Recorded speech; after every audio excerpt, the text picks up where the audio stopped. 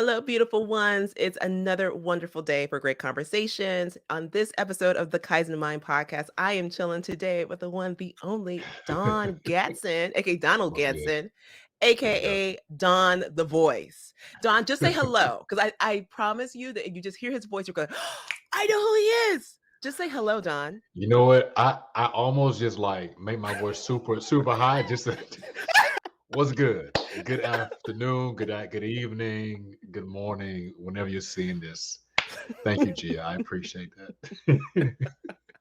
Because Don has the most well known voice, I feel, in these internet streets. That's dope. Thank Because you, Gia. Don is a phenomenal person, but also voiceover actor. Actually, you know what, Don? Introduce yourself. Tell the people why you're dope, Don. Why I'm dope? Well, Yes. first, Donald Gadson Jr., child of God, son of God, husband of one, dad of one, just servant. I love to Mm. serve and add value to the world through using my voice. So, full time voiceover artist for 2 years, but I've been Mhm. in the game for, man, close to 12. And so, everything from radio commercials to promos to podcast producing, a couple things we got going on, and grateful to do it as well. So, yes. Yeah. Don, I told you when I met you that the name of this episode, I had the name for this episode lined up, which is The Man Behind the Voice. Yeah. Because Yeah. Don, you are a brilliant person who is behind a lot of brilliant projects that are going on here. Can you share some of the podcasts that you work with? Yeah. So, probably most notably, the Social Proof podcast with David Shands, kind of known as the quarterback of that these days. Hmm. The Oh my goodness, the Self Talk podcast with Darnell. Darnell and Yep. Tracy Self. The We Won't Quit podcast with Michael Humes. The Tweak Talk podcast with, oh my gosh, with Charles Oglesby and Raphael Oh, yeah. Husbands. Yeah. That one. Gosh, Gia, man, I know the quite a roster's few, long. quite a few. Like, The yeah, I roster's mean, long. it's a solid 10 or 11 solid ones right now. Of course, huge shout out to the Millionaire podcast, also with Charles Oglesby, Andre Hatchett, Yeah. the Hatchett's Way podcast on the audio side, not the video. Oh my gosh, I would have to literally like run my list right now to tell you. But anyway, so but anybody that I left out and you see this, I love you.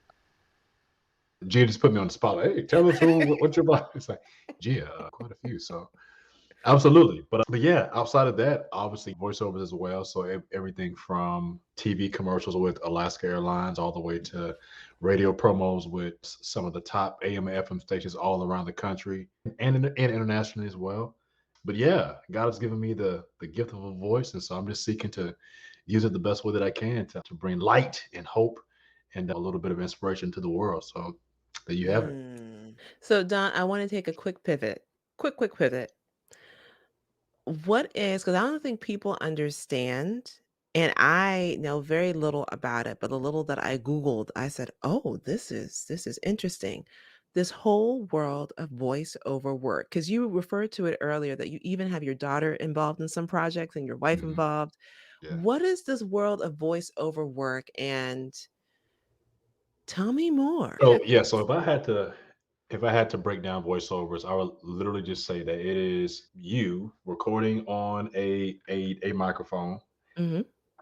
the copy, which is a script that has been presented to you through whether it be to promote a product, service, or something else, or it could literally be you acting as a character via like animation or like something like where it's being like visuals are being put to it, and someone's taking that audio that you've recorded and they're matching it to something that they want people's attention. So for me, my sweet spot for the last decade has been through promos. So like let's say there's an event. As a matter of fact, I have a couple of scripts when we get off here for some events in New Orleans that a promoter has sent me an entire batch of events that he's throwing like from like January to March, and pretty much like it has the location, the time, the details, the hosts,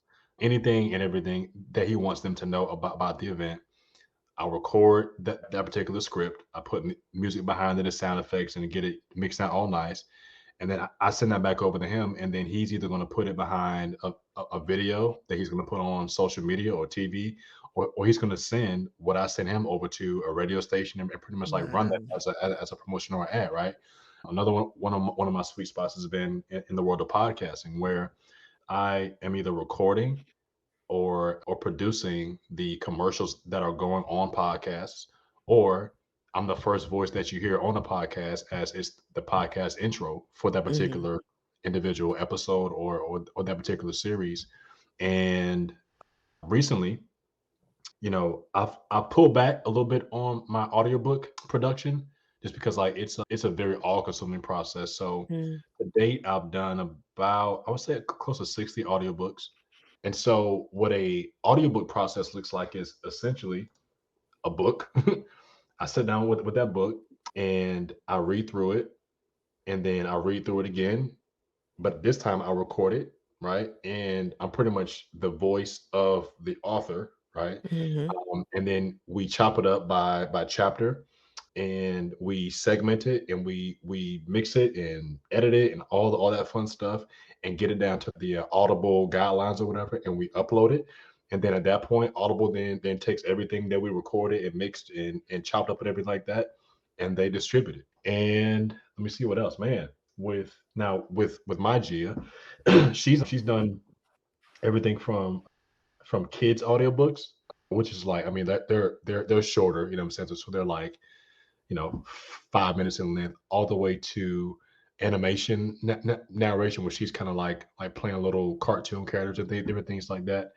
And then my wife has joined me over the years in doing promos and what are known as DJ drops. So DJs actually have these like small little snippets where they'll be like, I don't know if it's something like, this is DJ Geo, the ones and twos, or you know what I'm saying? Like, and then we kind of put sound effects but behind it, or whatever the case is, and then they use those particular drops and tags and IDs is what they call them, and they put them into their mixes. So that's kind of like the gamut of what voiceover looks like for Wow. me. But it's an incredible thing where some of the most incredible people that you ever meet are unseen, but you hear them, you're like, wow, like you're everywhere, but nowhere. Yeah. You know what I'm saying? So yeah, it's really cool.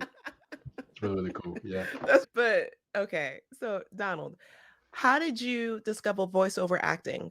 Do How do you describe it? Is it voiceover acting? I've I heard just different say, terminologies. yeah. So I just say voiceovers, right? So that kind of Voiceover to me work. that's like a all encompassing thing where pretty much it'll cover everything from what I do with promos to what I do with podcast intros, all that fun stuff.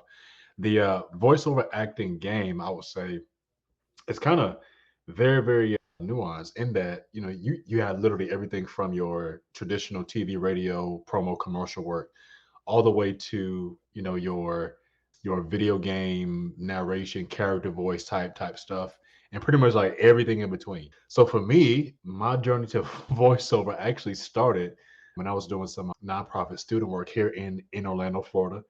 And I had a coworker who I work with, and I said, "Hey, bro, like, you should really look into doing that thing." And I'm like, "What thing you talking about?" He's like, "That thing that you do when you like kind of like read stuff, but you do it for the kids, and but it's like skit voice that you also do, but it's still your voice. But like, if you could just figure out like how to like package that up and then like do it for people, like, that'll be dope." And so I was like, "Okay, that's an interesting that's an interesting take on it, right?" And so almost 12 going on 13 years ago, while teaching, put together a demo with me just reading scripts, like random scripts that pretty much like took over the internet. I acted like I was the guy from Chevy, Ford, and AMC theaters.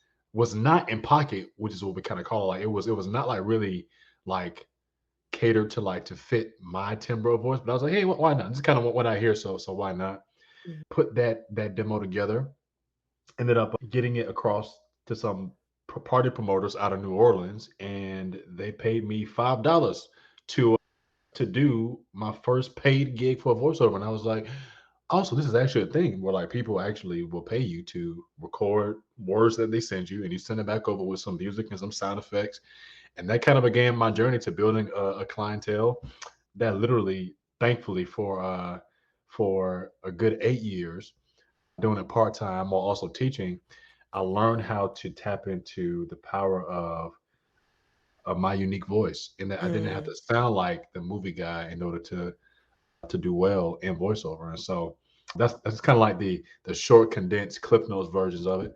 But yeah, so that's been almost 12 years ago, and so since then, it literally Gia has been everything from nationally recorded commercials. One in particular was with Alaska Airlines. There was a multi-regional commercial that ran for about 6 months, and it featured Russell Wilson, the Oh, Seattle's wow. quarterback, which is pretty cool.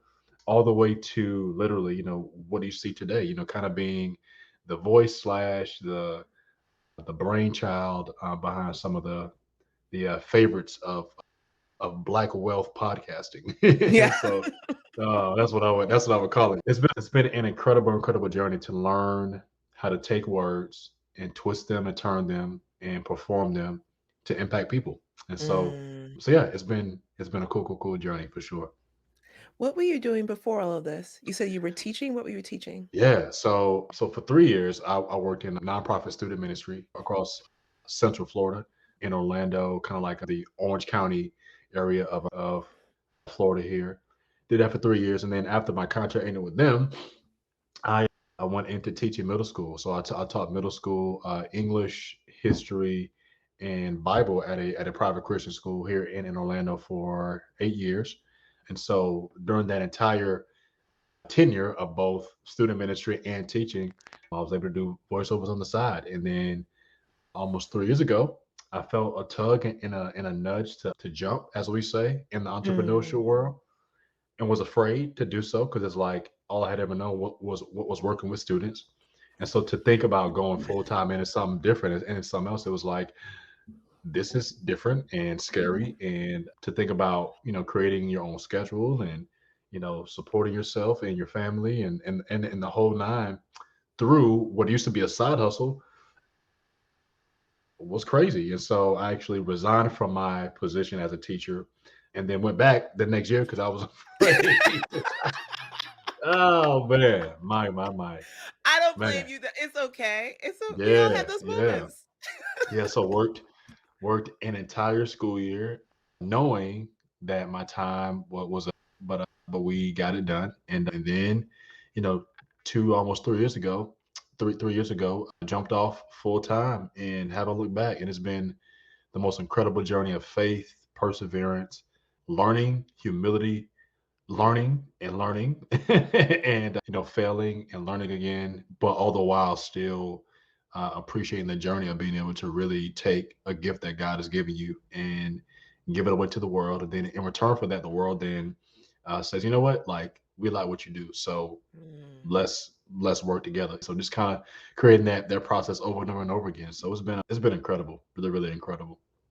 So, Don, take me to that moment. Take me Hmm. to the month where you said, "Okay, this is it. I'm actually walking away from my Yeah, job." What yeah, did that look like?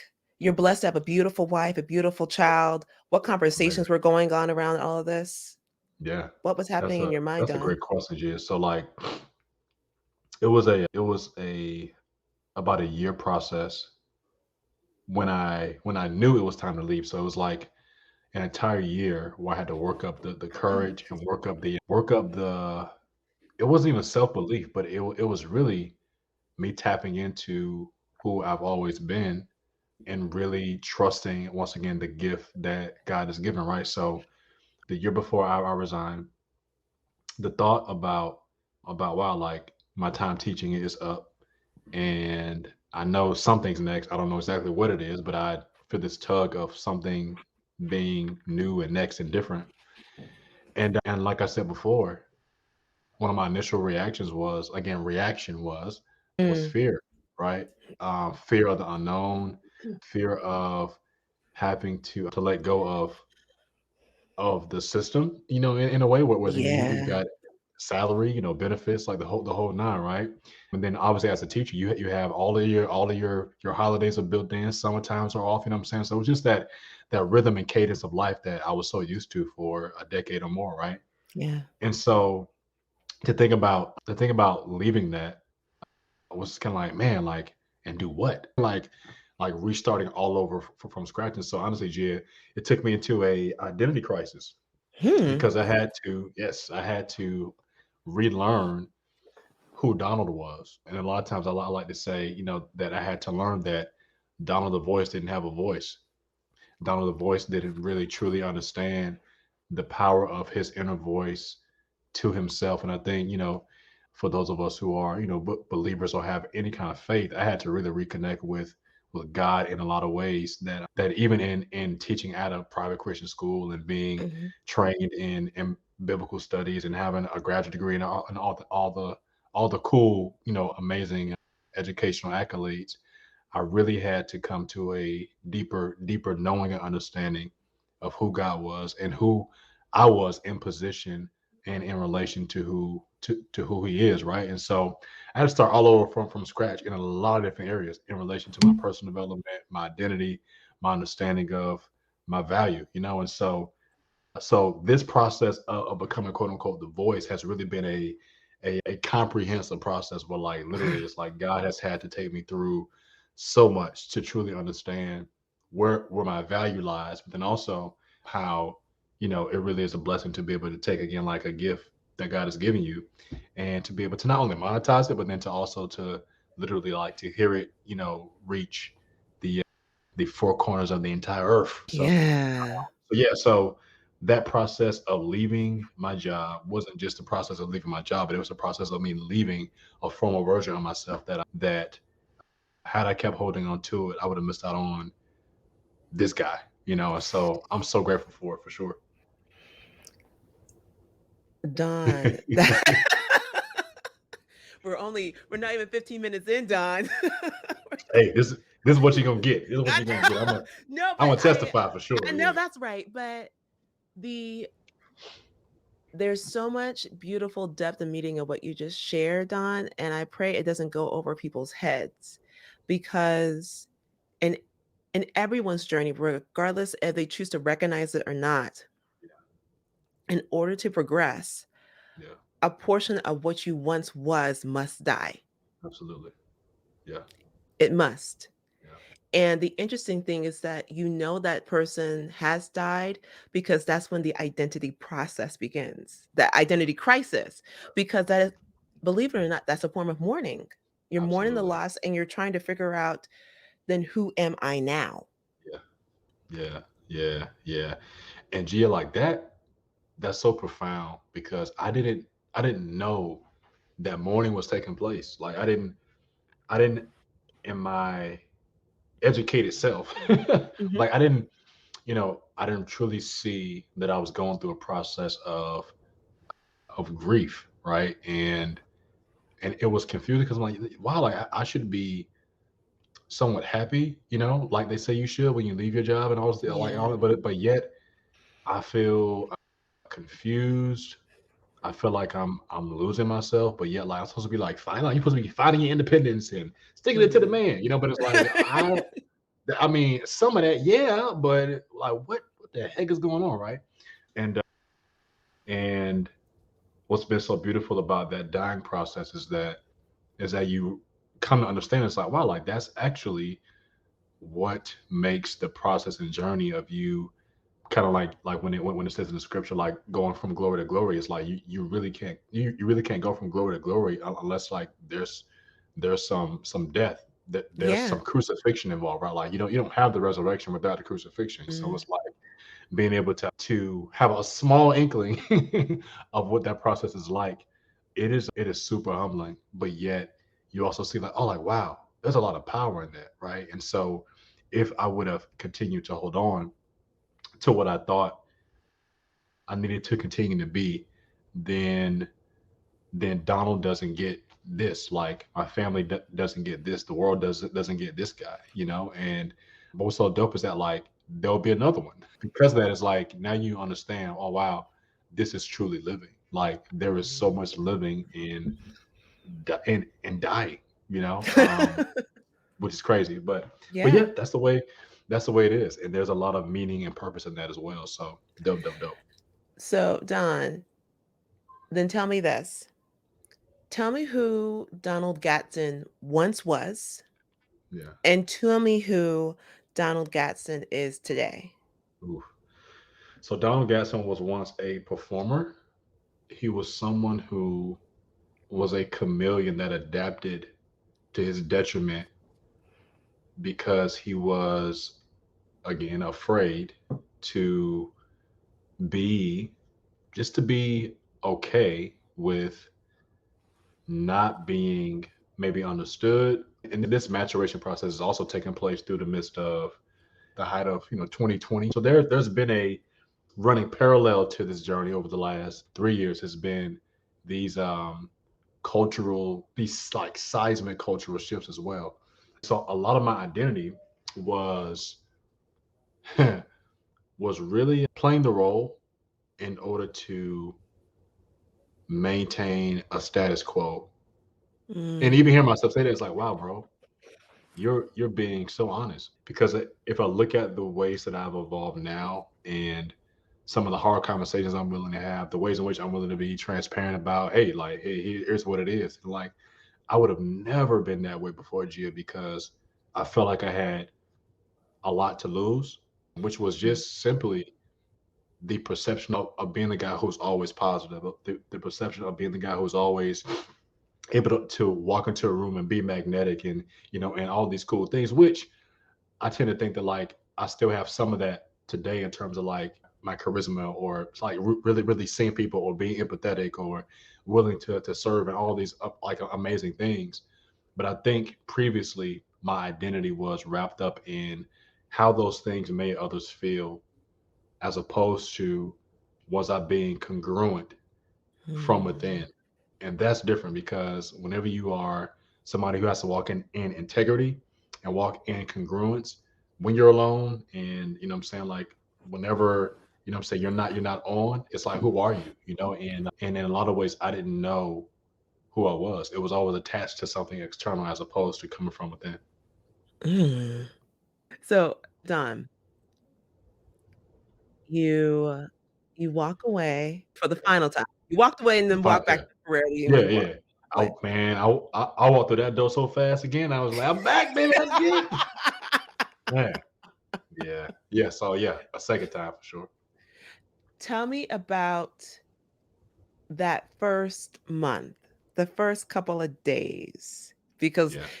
of course, yeah, you felt good walking out, but at what point was it like, "Oh, oh, I really don't have a job right now." Like, when Yeah. did it finally hit you? When did reality hit like, "Oh, well, I really did that. I'm not on Wow. vacation. There's no coming back from this."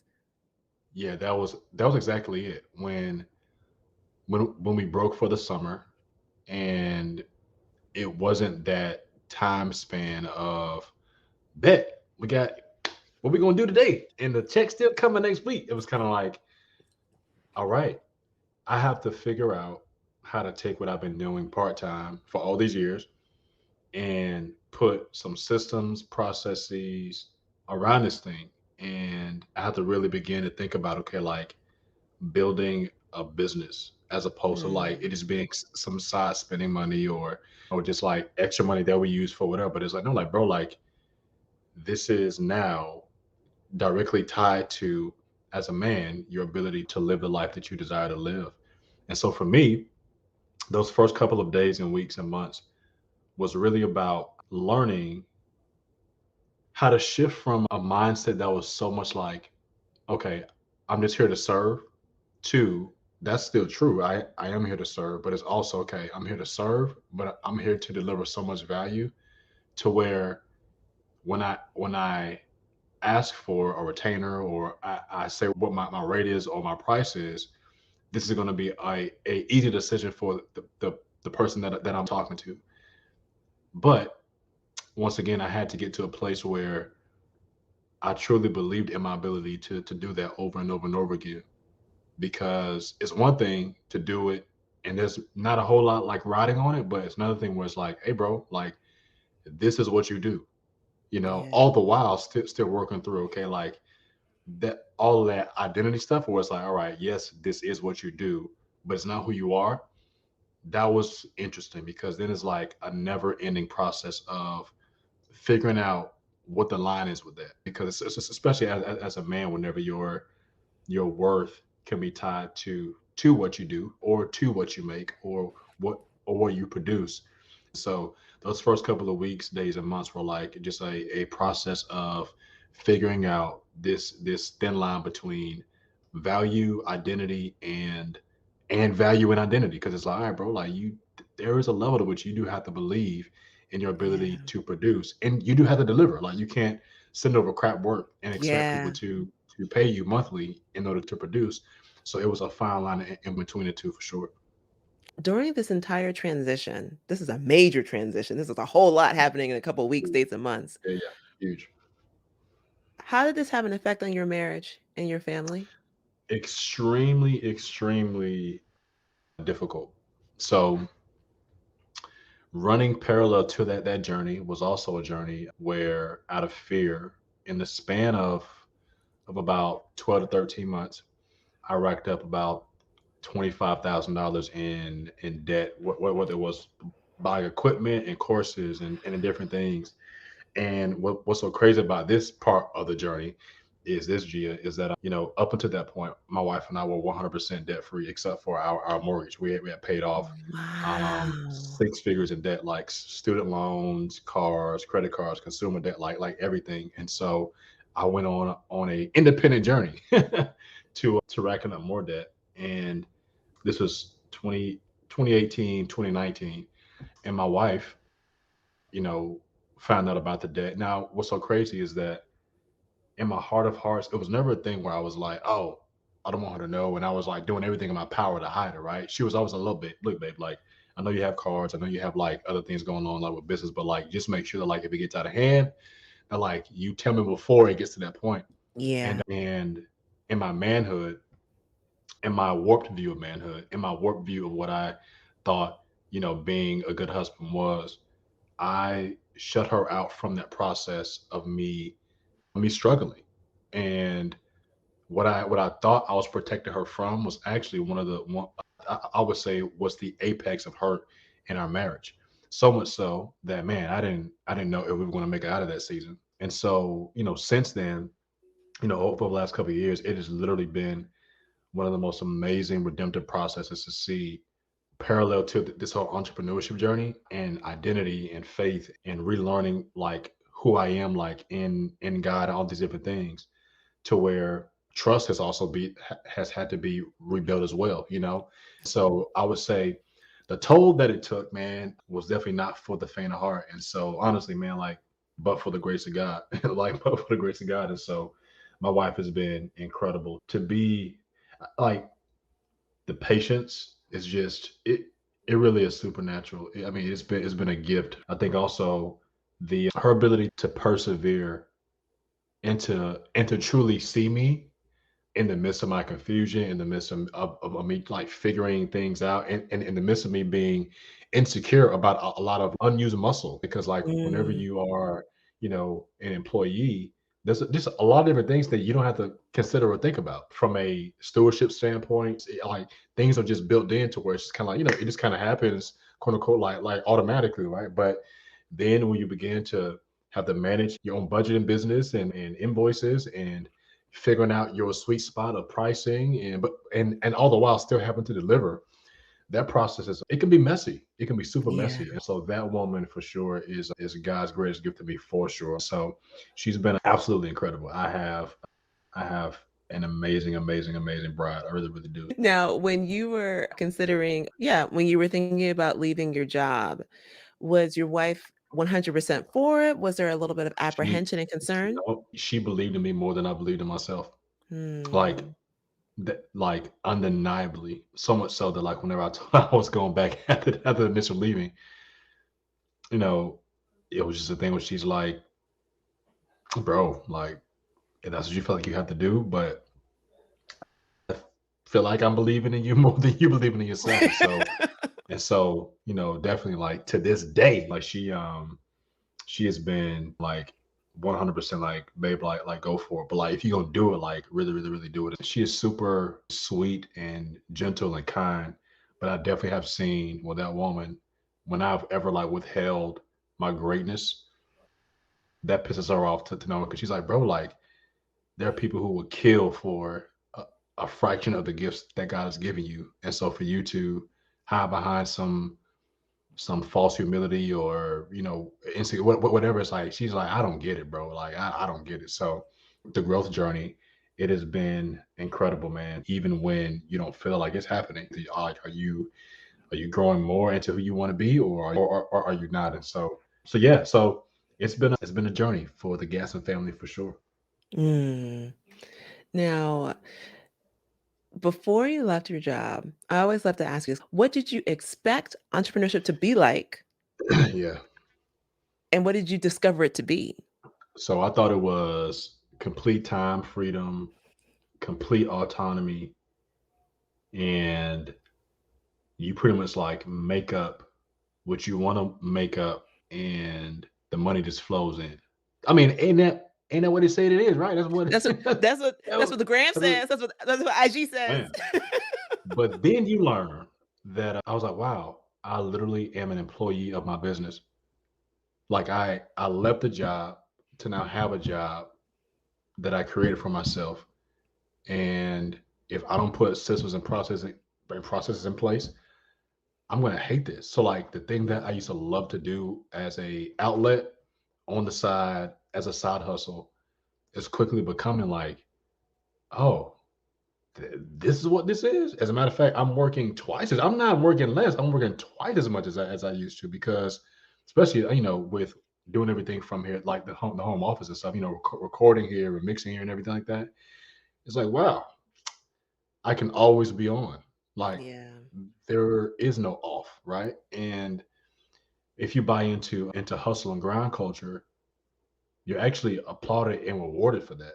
But then your soul is just getting like demolished, because like you're a fragment of what a whole person is. Like, I mean, yes, like we should work hard. Yes, we should seasonally like grind and hustle and get after it and get all that as ours, right? Like I truly believe in that. But what happens whenever you are burnt out, and the level to which you have to ingest, and we talked about this a little bit, Gia, in Miami, but it's like what happens when you digest so much content every single day as an editor, to where you really don't have time to go through your own personal development process, like just to enjoy content for yourself, to grow and to be challenged, like just for yourself, because like your entire craft is contingent upon your ability to produce and to put content together well. It's like that's a weird spot to be in. And so Mm. it's really only been until recently, like the last 6 months, that I've really learned what that cadence is like for me, to where stepping away and going for a walk, having like, some considerable quiet time in the morning, where I'm not on no screen. I don't want Yeah. to see nothing with no graphic. I don't want to hear no audio. I don't want to record anything, like nothing. Like I just need to be like quiet Yeah. with a book, not a tablet, Yes. like with a book, a pen and a pad, looking out at the sun, going for a Yeah. walk, to feel like the elements. That has been refreshing and really I call replenishing to my that soul. mhm. No, Yeah, I call that the analog life. yeah, yeah. And I think that, a lot of culture is going to take a pendulum swing back to, that's what you just call the analog life, because like this pace is not sustainable for us. Like in our soul, in our heart of hearts and soul of souls, like it's something about it that is it's super valuable, right? I mean, because obviously, Mhm. we live in the digital and now metaverse age, Yeah. but in our very core, like the way that God created us to be, man, it's something beautiful about nothing but going to the beach and looking at the doggone waves for hours and hours and hours, and feeling the sand in your toes, and feeling like the sweat pour down from your brow, and just really enjoying just that. It's something that hits the soul in a way that is just so, it is undeniable. So I like that, the analog life.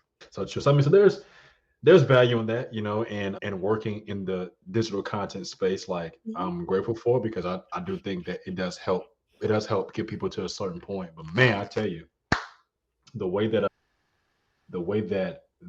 that God's natural order hits, man, like it's just something about it, the way that it hits your spirit and your soul, that it's just undeniable. And I'm so happy to be talking to you because as I was thinking about today, it's like wow, like it really reminded me of all the different, creatives and editors that I know that are essentially burnt out because live, eat, breathe, and sleep like analytics and ways to increase conversion rates and like all these different things Yeah. that are all founded on human behavior.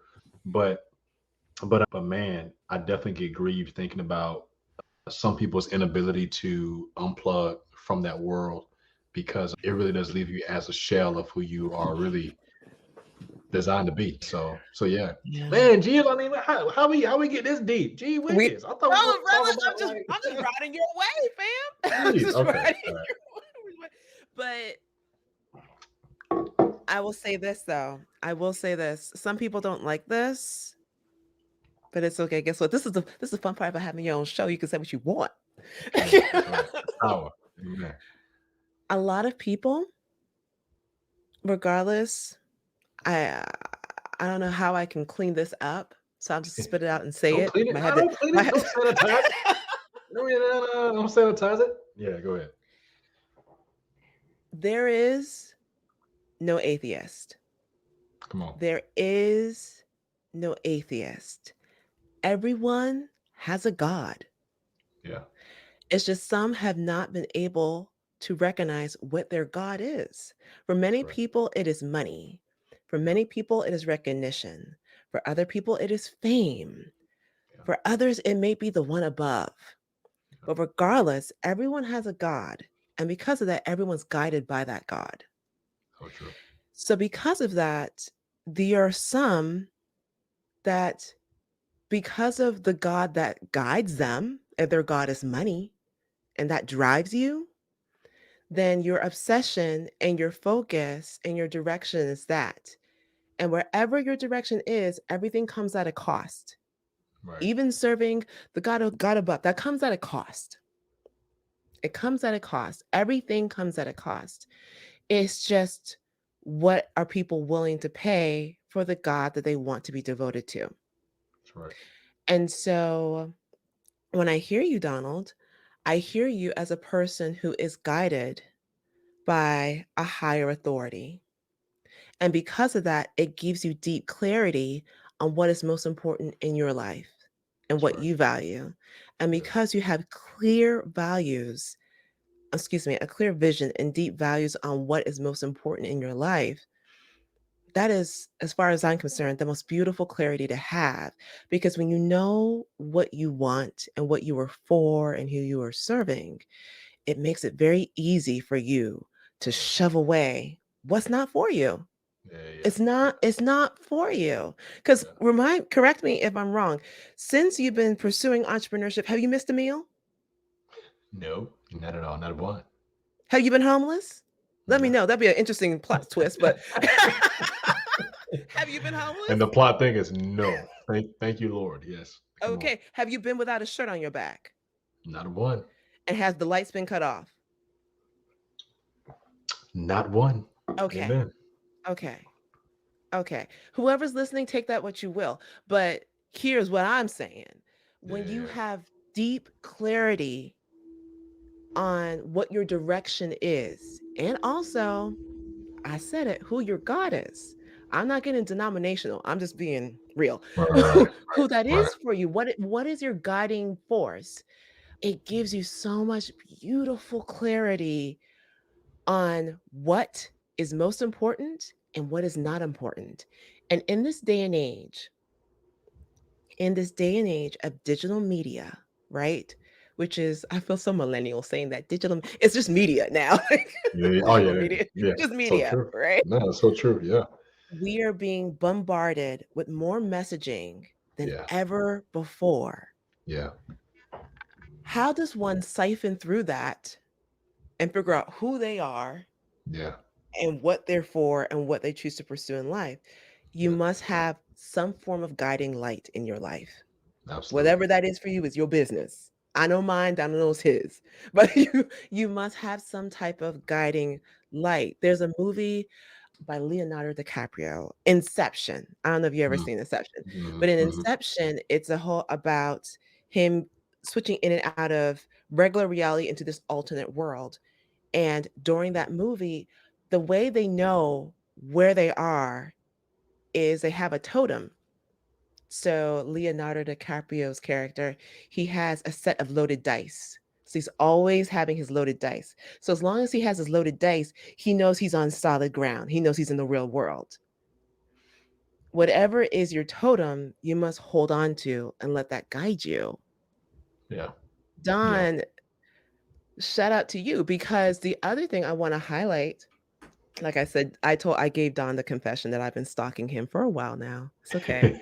He promised he won't judge me, but I'll find out later. No, not at all. No, not at all. And listen, in in these internet streets, you literally can be following someone's life and journey, and they would never know until y'all have a conversation. So I'm not surprised I at just didn't all. wanna scare Donald. I just didn't wanna There scare him in are person. there are definitely people that I'm like, man, I really rocks with bro. I ain't never talked to bro I know. one day in my life, so I get it. I get Yeah. it. But I remember you sharing a while back, this was probably last year, Mhm. that you were offered a contract to a very lucrative contract to do voiceover work for an adult book. Yeah, yeah, yeah, yeah, yeah. What happened with that, sir? So what was so crazy about it is that like at that time, this individual tripled the rate at that time, tripled the rate that I desired to narrate audiobooks. And man, when I saw the number, it's like, well, I can always have a moniker, a God will pseudonym. understand. Yeah, yeah, yeah. You know what I'm saying? I got a child to raise. Man, but I'll say this, Gia. When I thought about the fact that in doing what I do with the voiceovers, is like my voice literally lives on. Like once I Yeah. punch in and I record something and I mix it down and I send it wherever I send it through digital media, like that's gonna live on like in perpetuity. And it can be cut up, mixed up, distributed a million different ways.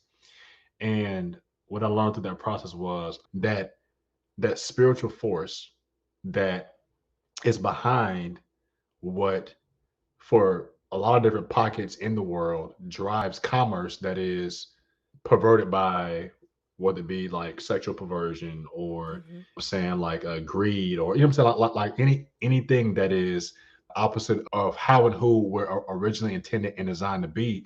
It's like you can't serve like that whole system and kind of like what that's about and serve God. And so that really hit for me. The rubber met the road was like, hey, bro, this is a nice little check that you're saying no to. And so what you're saying is your value system says, recording sexually explicit material that for some people, in terms of the erotic novel genre or whatever, it's like Mhm. if that's how you get down, like okay, I get it. Like I get the allure, the pull to it, but a lot of that content is a perversion of what God you know, intends for relationships. And so, Donald, if your voice is on that, you are directly aligning with the powers that be that continue to propel a perversion of what you in all of your journey in terms of like having a monogamous relationship. Like, why would you want to go opposite of that? And also, why would you want to cause someone else to be entrapped by or in bondage to that? And so it was an interesting conversation because I had to physically say, to the person, hey man, thank you so much for the offer, but I'm gonna have to decline because of these reasons. And not to offend that person's artistic ability, because Yeah. there's a great amount of artistic ability and genius to put these stories and narratives together. So when I diplomatically declined, the sky didn't fall. It was just kind of like, respect, Mm. bro. Thank you. Thank you for letting me know, and we and we moved on. And then, a month later, a something more in pocket for me came across the table, and I was able to say yes to that quickly. Like, yes, I will take it. And my process of creating and narrating that particular work wasn't tied down by condemnation or guilt or by being Yeah, incongruent, but I was able to walk fully in my integrity and enjoy the process and enjoy the work that God has given me to do. So, yeah. Yeah, that's you've been powerful. you've been you've been watching the journey, Jay. You've been watching the journey I for sure. told you. I'm a bit of a stalker, Yeah. but I'm a nice one. I'm not gonna pop out the bushes, I promise. No, you good. You good. I'm not popping Yeah. out the bushes. But no, I It's not really stalker. I It's actually dope. It's dope podcasting because when you finally have a conversation with somebody, you have a lot of context for their journey, and it's not just your list of questions, but it's like you really have gotten to understand and know somebody the best of your mhm. ability. And so then now the conversation that we're having, you're able to have context to the story that I'm telling, which I think is dope. So kudos to you. Thank you. Thank you. And the reason why there's multiple reasons why I really am appreciative of you sharing that on social media. A lot of people would not have shared that experience on social media.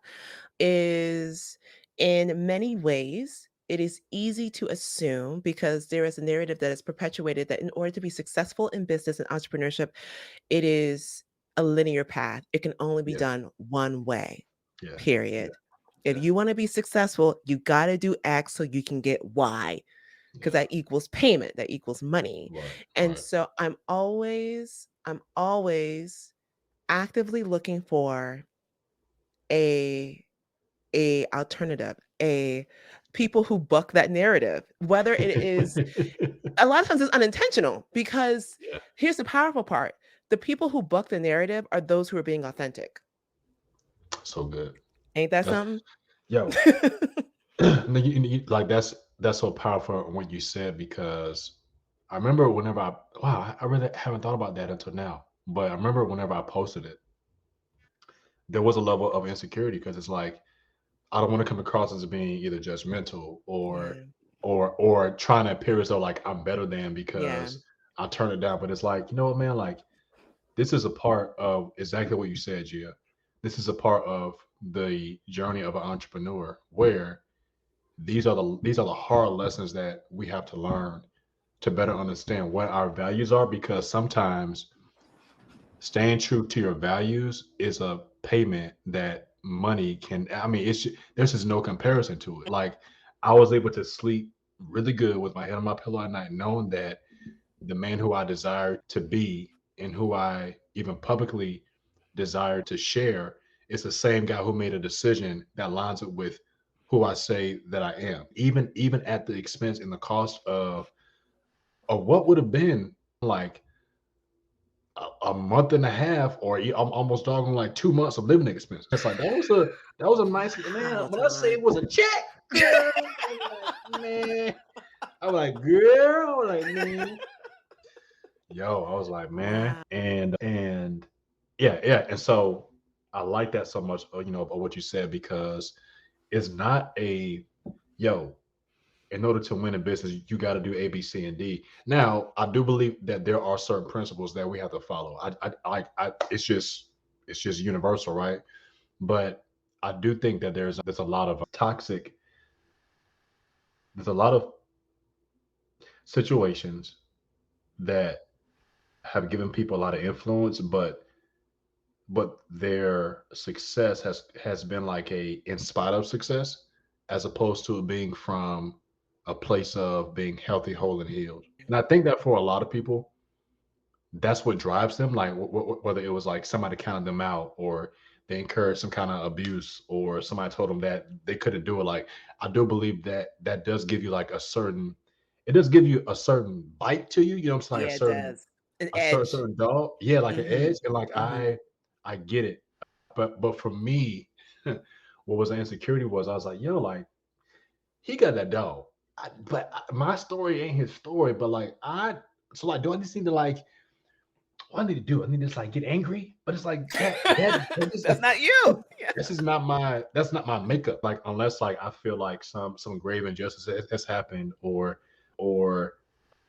or someone hasn't been shown mercy, like those kind of things make me angry. But as Mhm. far as just like that, like they said I never could do it. I'm like, bro, I really don't have, I don't really have that story. Yeah. Any level of me being less than what am able to be has been because of my own self-sabotage and because of my own laziness or because of my own like living beneath the bar that has been like set for me. It hasn't been because like someone's, held me back as some kind. Now I do believe that there have been systemic injustices and different things like Mhm. that, right? But when I looked at the narrative of Donald's story, it was like, nah, bro, actually you done had a whole lot of favor because you have like I try to do like the right thing. You have been called the church boy, and but it's like there have been some doors and some favor that have opened up for you because of that. And so for you to like come out with this persona was like, yeah, dog, I just had to get it out the mud, bro. You ain't been in nobody mud, dog. Don't do that. Don't do that. Don't do that, man. So, but yeah, I don't even know what we was talking It's about. okay. But you know what though? We were talking about authenticity, and I appreciate that. It's so crazy that you're saying this because I feel the same way for multiple ways, multiple reasons. Yeah, Because traditionally what sells is the underdog story. yeah, The underdog story, right? They counted me out, but I pulled my way out. That sells. yeah. However, we all have moments of triumph. It just looks different. And Right, there's nothing wrong with saying, okay, this is me. My story is still valid. It may look different than the other stories that are here, but I'm going to stand and share my story because I know my right. story adds value to this So good. grand landscape. My So good. story holds value. And the power in that is that it gives other people the permission to share their story too. Because, Yeah. Don, what you're saying is me in Mhm. many, many ways. Where I'm thinking, no, I didn't get it out the mud. There's not mud here in the DMV. It's a nice little suburb I live in. Yeah, yeah, It's yeah, lovely. yeah, yeah. But at the same rate, I still choose, and it sounds odd to say, but it takes bravery to share my story. It does. Ain't Yeah, that something? yeah, it does. Nah, yeah, yeah. Because you don't want to. Again, what's so crazy is that it's like when you don't come from a certain situation, automatically people feel like you're judging or you think you're better than because Oh, literally you just coming how you coming. Like yes, Don. Oh my you know, word. and You're and like, and I had to honestly, I had to learn that a lot with my wife because you know she's the child of immigrants who worked extremely hard to mhm, get to this country, and we didn't really realize it, in our early years of being married. But it's like, wow, with me being African American and being raised primarily in the South, I was like, wow, there there was a lot of subconscious trauma that I inherited that held me back mentally in a lot of ways. That for her as an immigrant, you listen, you come and it's you like, get yo, it. what's the highest mountain we can get to? Yes, What? Like that's what so true. racism? What? Are So we not in true. America? Like it was systemic? What? Huh? Table? Like what? Matter of fact, I'm a sweep around your table, work my way up, and build my own table. I ain't gotta have you at my table. I'm not interested. And I'm gonna just be over here like get into it. And I realized, Gia, this was that a lot of the quote unquote privilege that I thought she grew up with, being raised in the North, having, that immigrant, like, yo, like, let's get to it. Do you Yes. understand how free you are? I did not understand that those things she didn't ask for any of that. Like I mean, literally, she was just raised in it, right? And so, Yeah. what's been so beautiful about raising our daughter together was that all those things come out in your values. And it's like, wait, but I like this or I like that, or I want her to do that. And it's kind of like you begin to understand, like, wow, how we come to a relationship or how we come to a particular decision is because of this cake that was baked in us, like based on the way that we were nurtured, Yeah. and I've had a greater understanding and a greater appreciation for people who, like you just said, they just come out how they come, and you don't have to feel bad about yourself, because they literally are just showing up how they are. And Mhm. the fact that you feel bad about yourself or insecure, like, that's your issue. That got nothing to do with that person at all. As a matter of fact, you got some work to do, because that's just, you can also, you too, you too can build your own table if you would, if you would get over your trauma. And so, man, Yeah. it's been a beautiful process, even with that, to learn how to embrace, like you said, our story, and to not dim your light because it's bright. Now, we've had some dark moments as well. Mhm. We'll have dark moments as well. Ain't nobody perfect. Ain't nobody like beyond the level of struggle. But we believe, yo, like, I don't hide my light under a bushel. Like, do you know how dark it is out here? Like, we need all the light we can get. So Yeah. why am I going to hide my light because you're like, oh, it's too bright, dog? Like, you know something wrong over there, because it's like, dog, just heal, just heal. You too can Yeah. heal. So that was a great point you brought up. Really, really great point.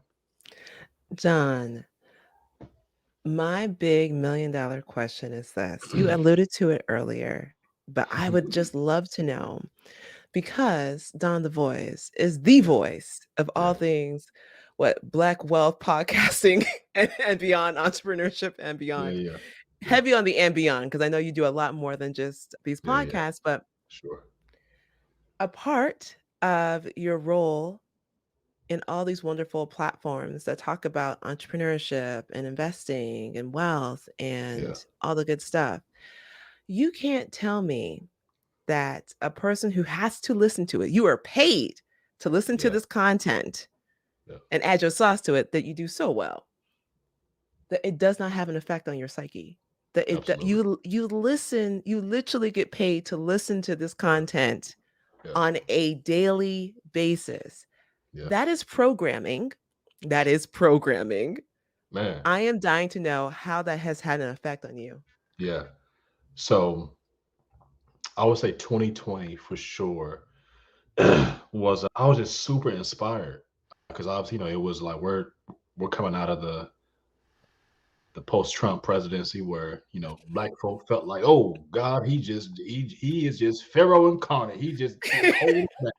So we really gonna make everybody feel our blackness. Um, bro, it was to me, it was beautiful to see black people celebrate their ability to have autonomy from what anybody thought. And I believe that, to this day, some of the most amazing content and uplifting messaging came out of that, for sure. Hmm. And so I would say, for me, touching a lot of that in the spaces that we kind of frequent, I was just so proud to be a part of that renaissance. So 2021 now, I began to see how it was affecting me, in that coming off of a teacher salary in my first year in business, tripling what I made as a teacher, almost tripling what I made as a teacher Excuse me, in your first year of business? in my first year of business. Yeah, yeah, yeah. Wait, either 2 things happened. I'm sorry to be raw here, but Yeah, either yeah, you were paid pennies or you yeah. made bank, sir. What Well, either way, I kudos to you. I'll say this. I mean, we know that teachers are the most Grossly underpaid, underpaid, most, you know what I'm saying? And so, and you're in you Florida, know, so yeah, even more yeah, so. yeah. I mean, so yeah, so coming off of that 2020, I'll say doubled, to be That's still like phenomenal. like That's two and a still half phen times, right? that's Yeah. phenomenal, yeah. And I was just super like, wow, I actually did it. And then on top of that, all of 20, well, I'll say the majority of 2020, like, my wife resigned from her job like in February of 2020. COVID hit in March. And so for us as a family, it was like, wow, like, once, like, one income, quote unquote. But as a husband and as a man, I was like, yo, like, I actually not only did it my first year, but I also did it at a level that like we've always been like a two income household, right? So Mhm. I was able to essentially like put the family on my back and do it at a super high level. So anyway, so 2020 was super inspirational in that regard.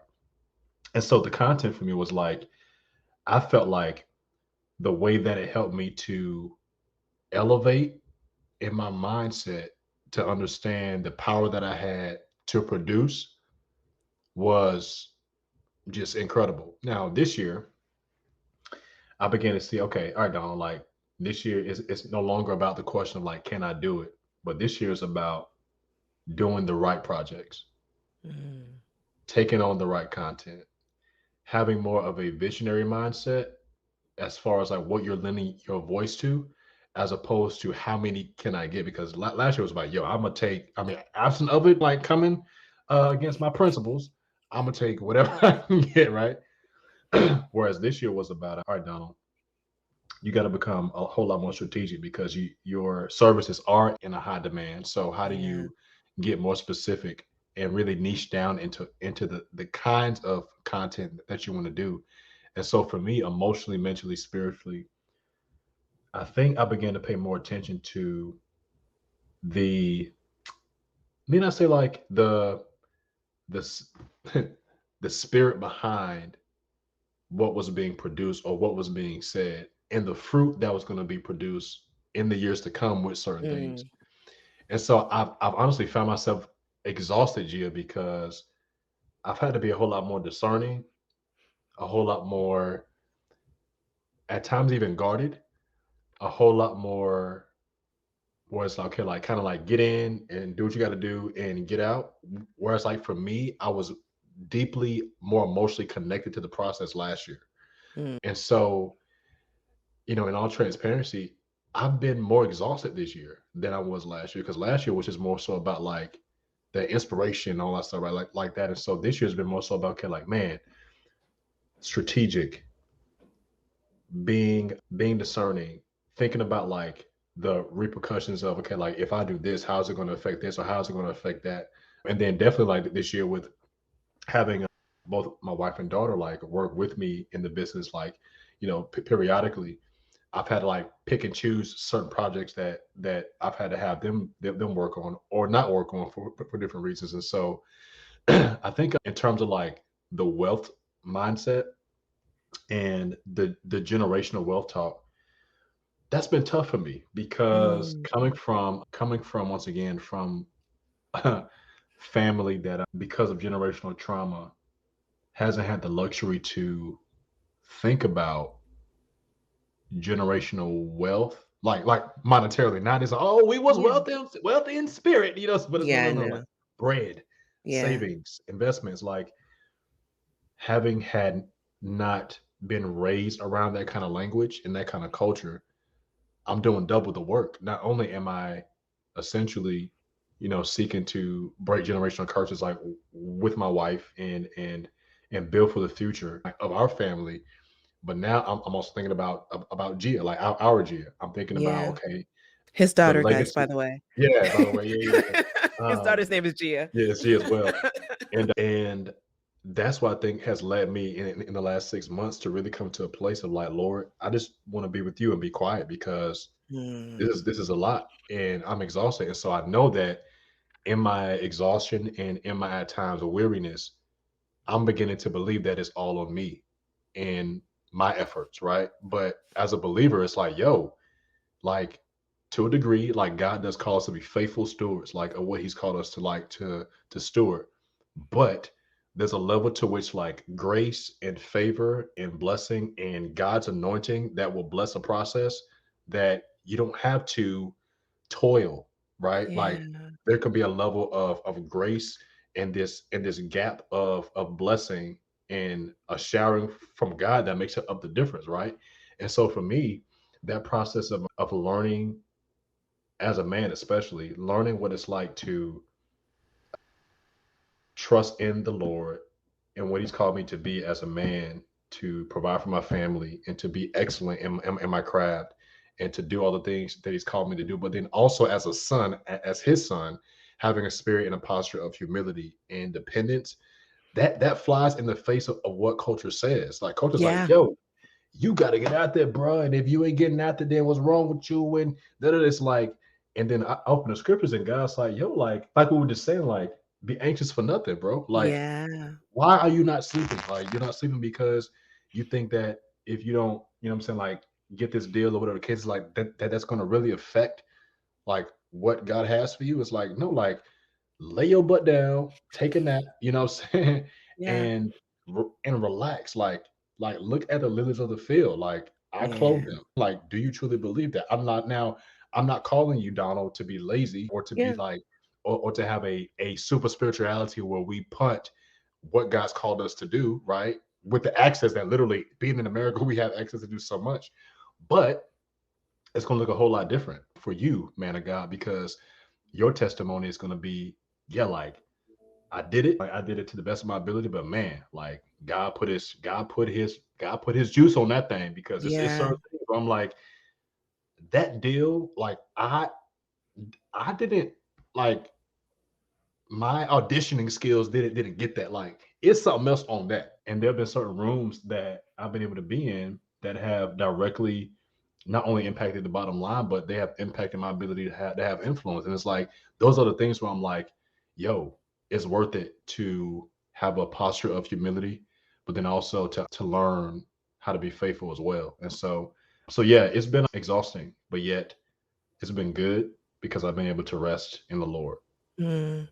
And I just want to hit this point because to some, Yeah. to some, they do not understand the what humility really is. Hmm. And a lot of times they allow, once again, social media to educate them. Hmm. Never allow social media to educate you. And so they believe that humility is a sign of weakness. That's But right. I just want to highlight that everything that Don just said takes immense power. Yeah. Humility requires power. 100% it does. Huge, big Herculean muscle power. Well, Like yeah. it requires a lot of power Yeah. Yeah. because it requires a lot of restraint on your part, It does. a lot of restraint to remember who you allow to be in control. Yeah. We can Yeah. take we yeah, you can take over the steering wheel, but you've decided who you choose to allow to be in control That's right. in your life. That's right. And that I just want to make sure people don't No, miss that that's point. good. Because Don't miss, don't and miss Gia, that point. that's a great point because we have so much power. We really do. Like God has given us as creatures an immense amount of power to even in what comes out of our mouth and how that affects what goes on around us. Like there's so much power that we do have, but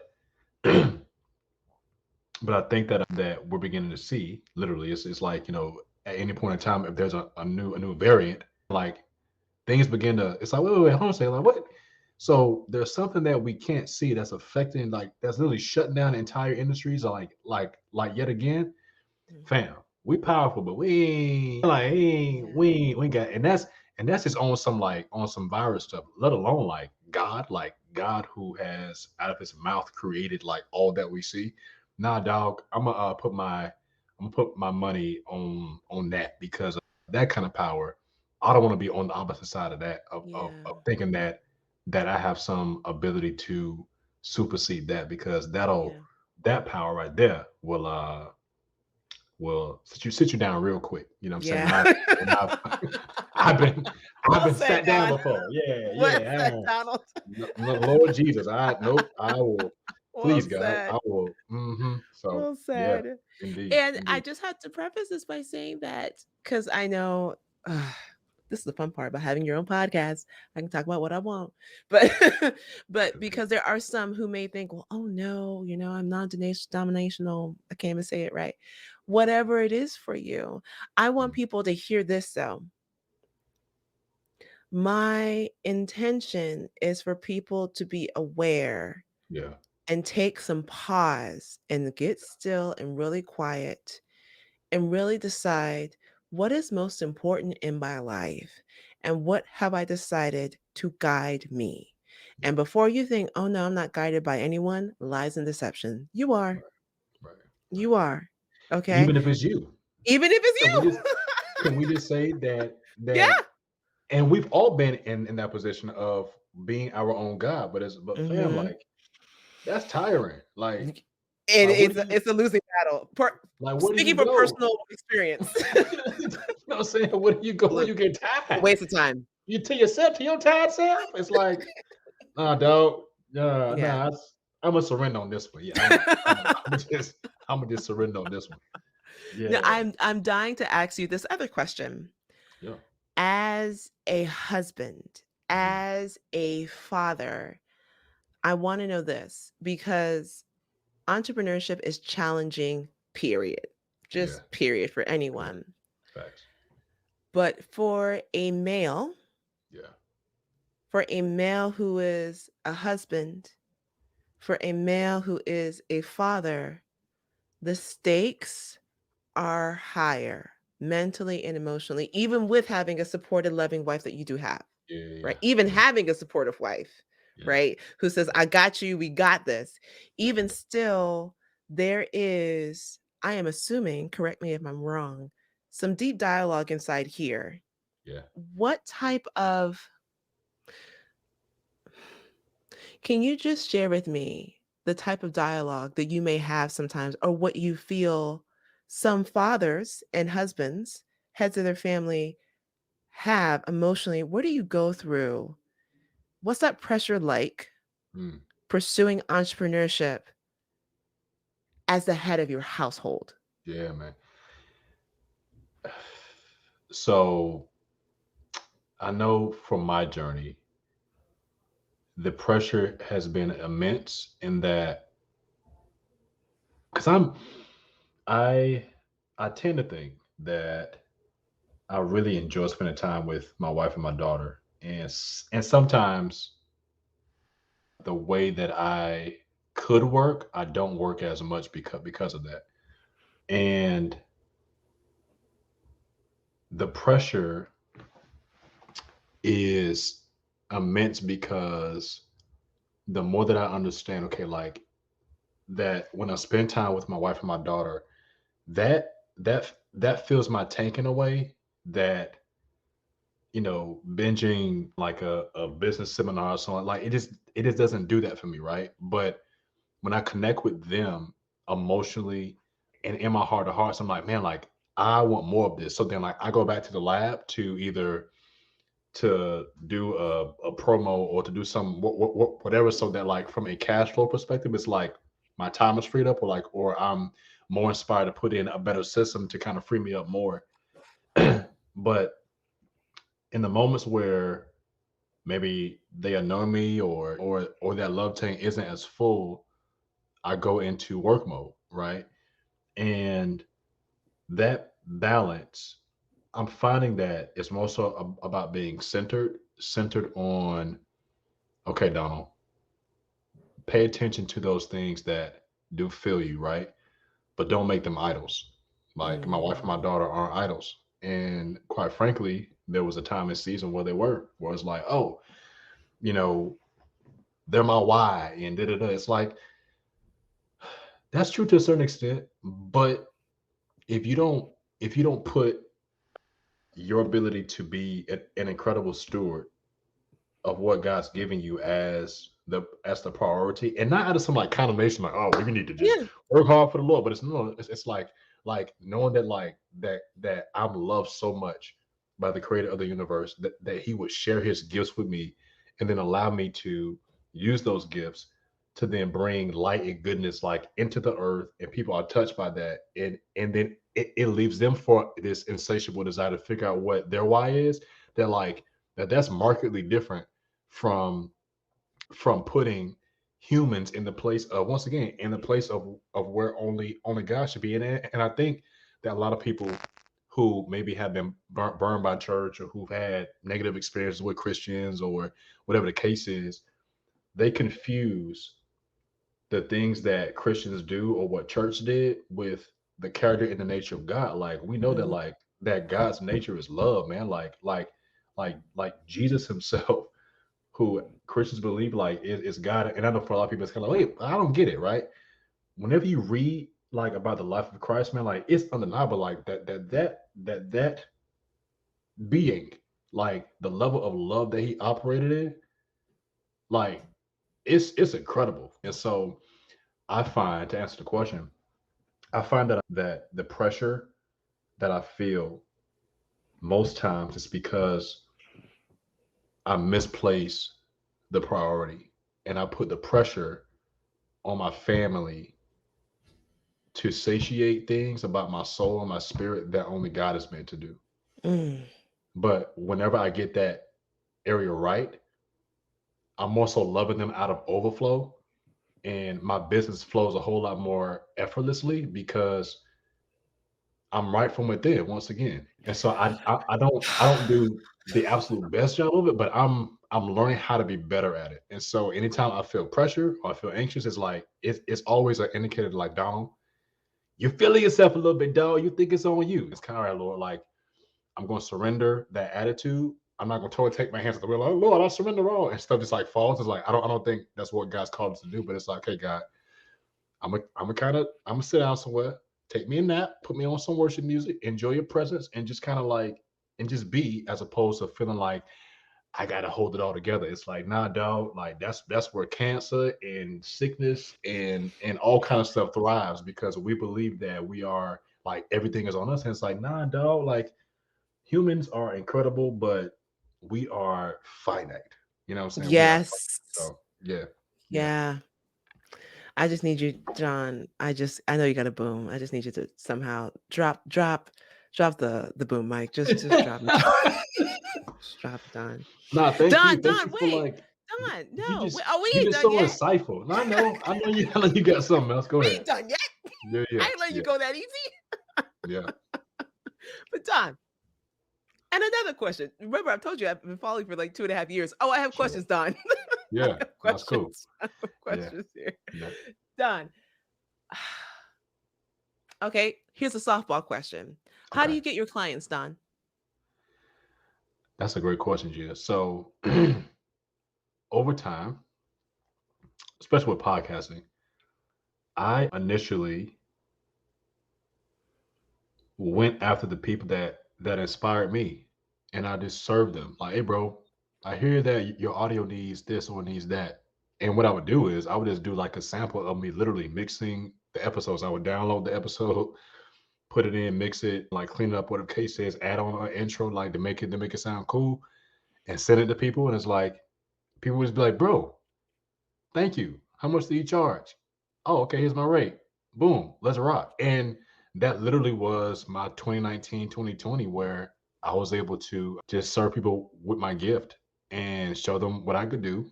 And people appreciated that because it showed that I saw them enough Hmm. to fill in the gap. But then also, it wasn't about me, you know, selling them, but it was about like my work sold them, because it's like this is what I do. And so honestly, Gia, like that process for me created a very solid foundation of a basic clientele that I've been able to have on retainer. And then once I was able to start to generate revenue, it's like I could just breathe a little bit, because also the nature of entrepreneurship is this is that absent of you have a systems and processes in place, at the top of the month, you start all over again. You know what I'm saying? And that's the point that you don't hear a lot about, where people can have these incredible months, but then sometimes you got to put a little bit away for the months that are slower. And so for me, the biggest thing that has worked for me has been showing people what I could do for them, because it doesn't cost me anything. All it Yeah. costs me is, I mean, it costs me in time, but I'm still getting to practice what I do every single day. So for me to give it away to you, it's like the worst you're gonna. I mean, what you gonna say is, "Hey, Don, dope, thank you so much, but I don't have need that." Bet, Yeah. but then they always come back. They always come back.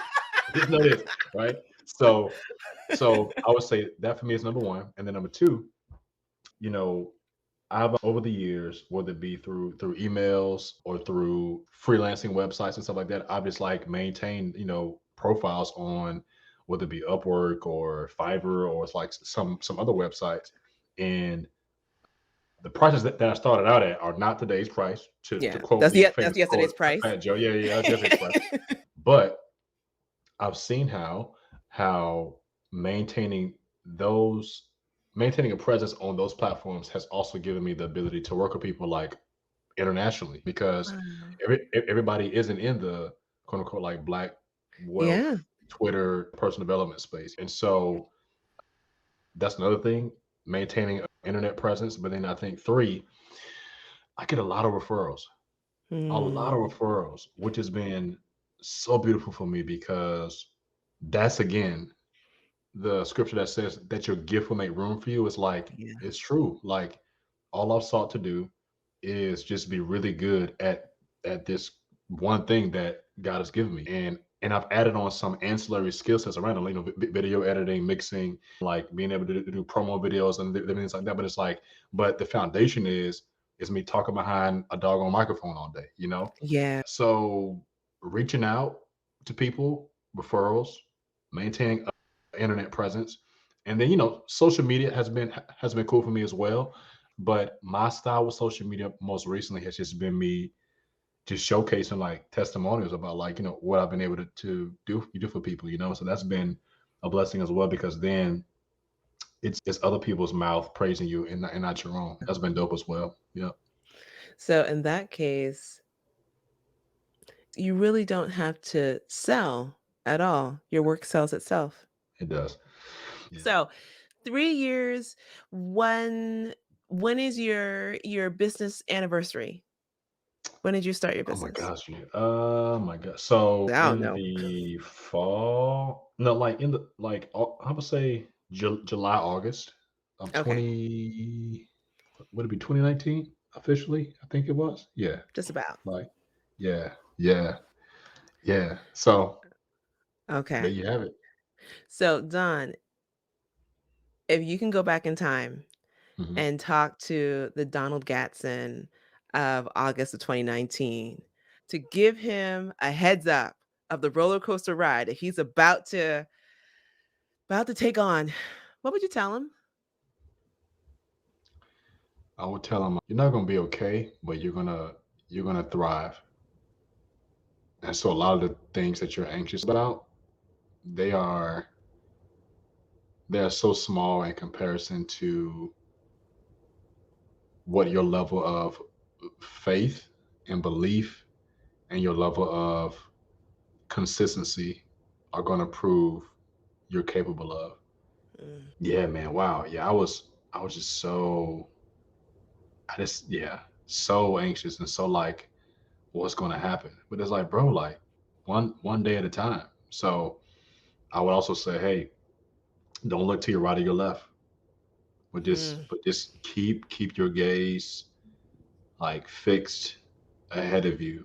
And it literally is just one step at a time. You don't have to rush. You don't have to go at anybody else's pace. And if anything, the quicker you learn that, and you said this at like all throughout the episode, the quicker you learn that your story is your story, and the quicker you surrender and just like literally just like allow God to write your story, it's gonna blow your mind.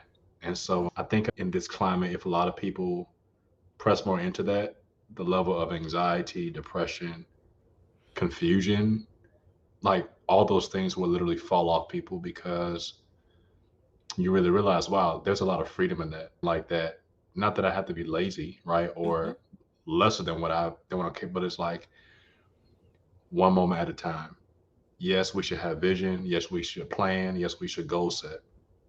But literally people are dying in the earth or people are alive, but they're a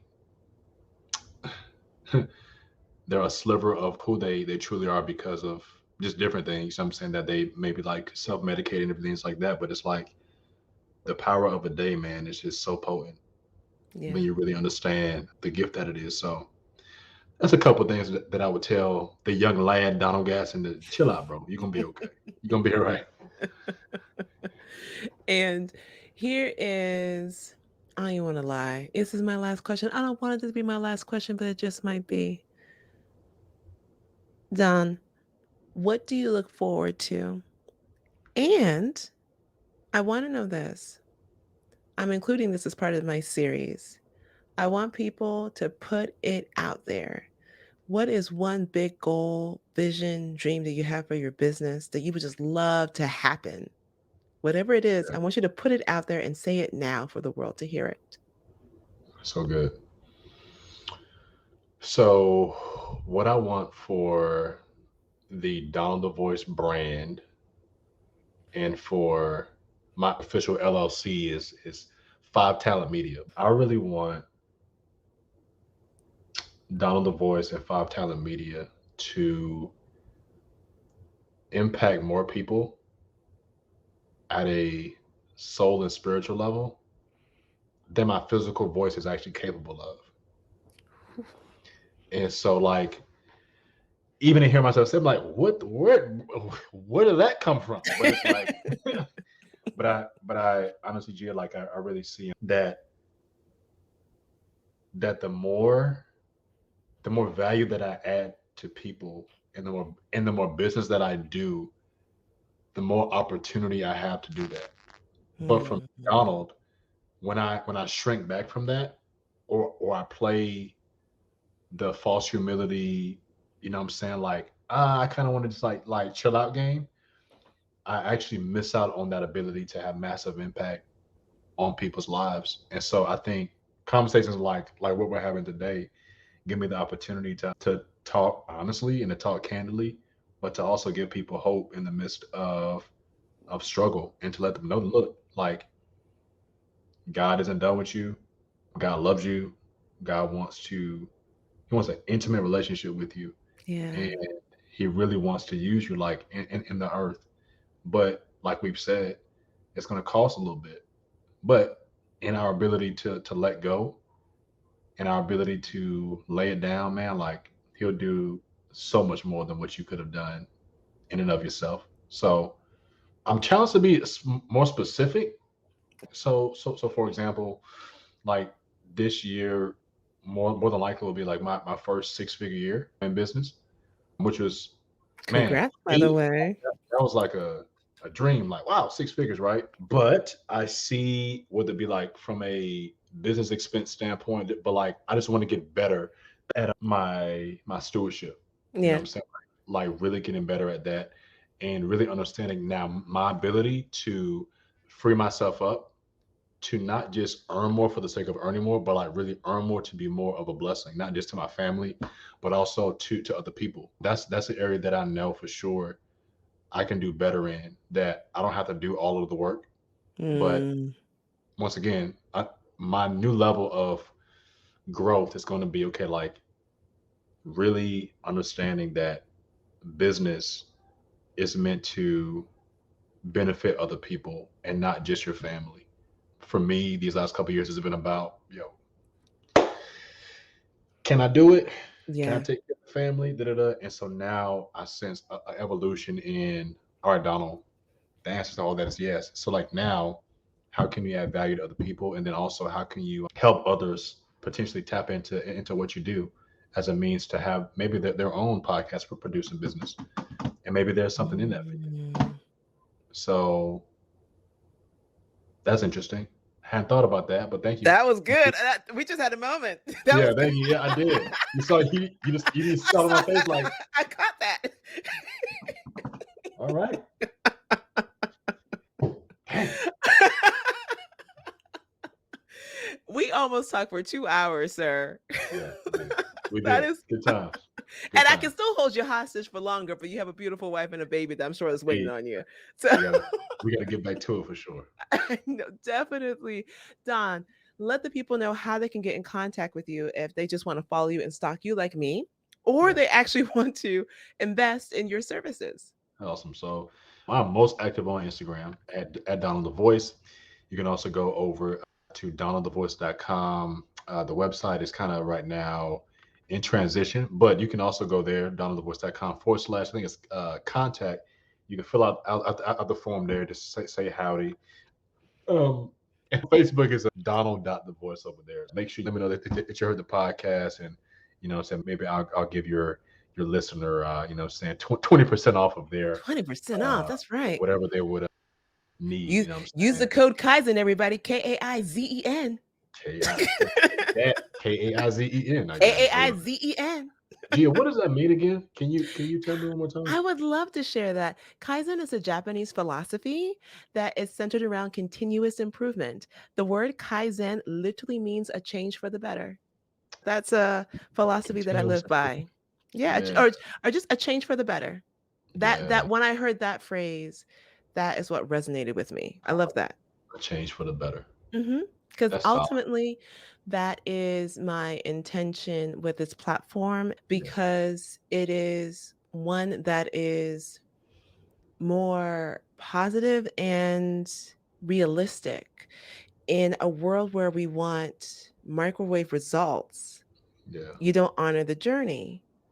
And the beauty is in the journey, So true. right?